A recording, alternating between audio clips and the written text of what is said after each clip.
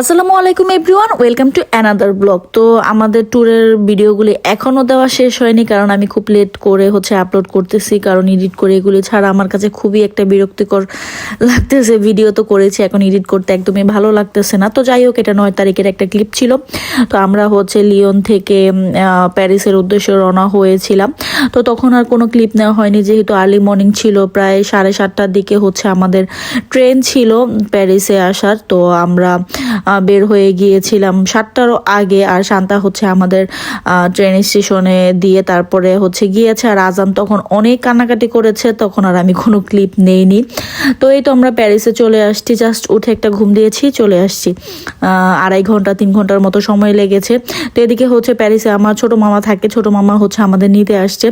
তো মামাকে বলা হয়েছিল আগে থেকেই আমাদের জন্য একটা হোটেল রুম বুকিং দেওয়া ছিল। হোটেল বলতে একটা ফ্ল্যাট বাসার মতো ছিল, কিচেন সহকারে ছিল। তো আমরা ওইখানে চলে গেলাম। এই তো এই বিল্ডিংটার মধ্যে আমাদের ফ্ল্যাটটা ছিল।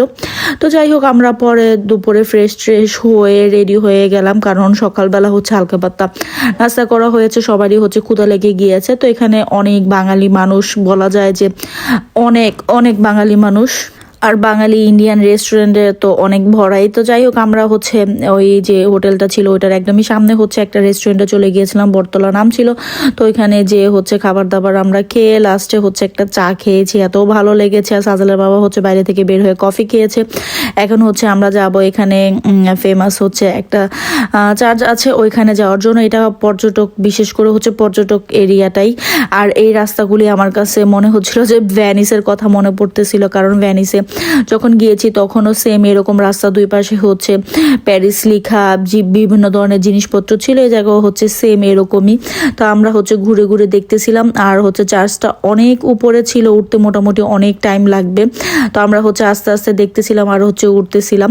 তো যত এগিয়ে যাচ্ছিলাম, তো ওই যে দেখা যাচ্ছে চার্চটাতে দেখতে খুবই সুন্দর ছিল বাইরে থেকে। আর এটার আশপাশের পরিবেশটা আরো বেশি সুন্দর ছিল। তো আমরা বেশ কিছু ছবি তুলেছি এখানে, সেটা অলরেডি আপনাদের সাথে আমি শেয়ার করেছি, আপনারা খুব পছন্দ করেছেন, তার জন্য ধন্যবাদ। তো এখানে বাচ্চাদের একটা রাইডসের মতো ছিল। আর আজান এটা তো উঠবে না, সেটা তো অসম্ভব। তোর বাবা ওকে নিয়ে এটাতে উঠলো, আর নিচে থেকে মামার টিকিটটাও কেটে দিয়েছিল। তো পরে সে এখানে বসতে চাচ্ছিল না ওঠার পরে। তো বেশ কিছুক্ষণ এখানে ঘোরাঘুরি করার পরে আস্তে আস্তে আমরা উপর দিকে যাব। আর এদিকে স্টলগুলি আমি ঘুরে ঘুরে দেখতেছিলাম, যেহেতু আজান ওদিকে রাইড করতেছিল, আর আমি এদিকে ঘুরে ঘুরে দেখতেছিলাম। এখানে জিনিসপত্রের দাম একটু বেশি ছিল।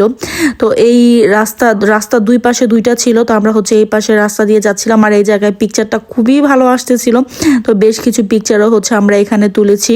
তো প্যারিসে আমরা 3 নাইট স্টে করব। তো প্রথম দিন চার্চ, আর আইফেল টাওয়ারে আমরা যাব। তো আমি স্টোরিতে আপনাদের সাথে শেয়ার করেছি ওই ভিডিওগুলি, আপনারা খুবই পছন্দ করেছেন।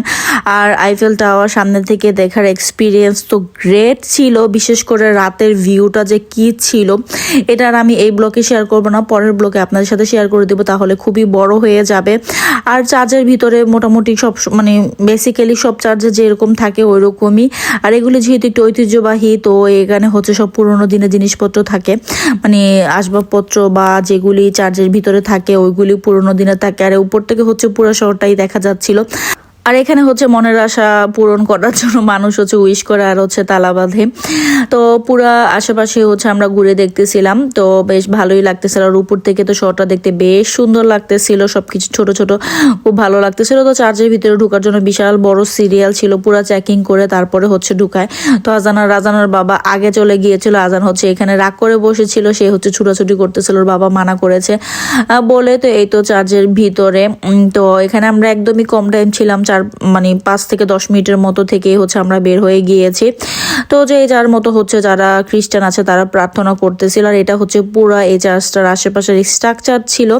তো যাই হোক, পরে ওইখান থেকে আমরা তাড়াহুড়ো করে বের হয়ে গিয়েছি, কারণ আমরা আইফেল টাওয়ারে যাব। তো যাই হোক, আজকে ছোট একটা ভিডিও, আশা করি আপনাদের ভালো লাগবে। যদি ভালো লেগে থাকে তাহলে অবশ্যই একটি লাইক দিবেন। ভিডিও সম্পর্কে কোনো মন্তব্য থাকলে অবশ্যই আমাকে কমেন্ট করে জানাতে পারেন। ফেসবুক থেকে দেখে থাকলে অবশ্যই ফেসবুক পেজটিকে ফলো করে দিবেন। আর ইউটিউব থেকে দেখে থাকলে অবশ্যই ইউটিউব চ্যানেলটিকে সাবস্ক্রাইব করে দিতে পারেন। ভিডিওটি দেখতে যদি ভালো লাগে যায়, প্লিজ ভিডিওটিকে শেয়ার করে দিতে পারেন, যাতে অন্যান্য মানুষও দেখতে দেখতে পারে। তো এই তো আমরা নেমে যাচ্ছিলাম। আর অনেকেই আমাকে প্রশ্ন করেছেন আমার বিশেষ করে ইউটিউব ভিডিওগুলিতে, ফেসবুকে বেশ কয়েকজন করেছে যে আমি এখানে কিভাবে গিয়েছি, তারা যেতে চায় কোন ট্যুর গাইডের মাধ্যমে গিয়েছি।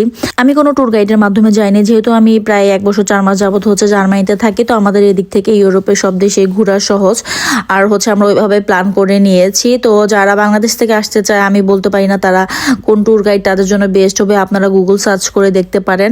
আর যারা ইউরোপে আছে, ইউরোপের মধ্যে তো প্রত্যেকটা দেশে যাওয়াই সুবিধা, এটা আমরা সবাই জানি যে কিভাবে যাওয়া যায়, ওটা নিয়ে আর নাই বললাম। তো যাই হোক, আজকের ভিডিওটা এই পর্যন্ত। সবাই ভালো থাকবেন, সুস্থ থাকবেন, আমার চ্যানেলের পাশে থাকবেন। আসসালামু আলাইকুম এন্ড আল্লাহ হাফেজ।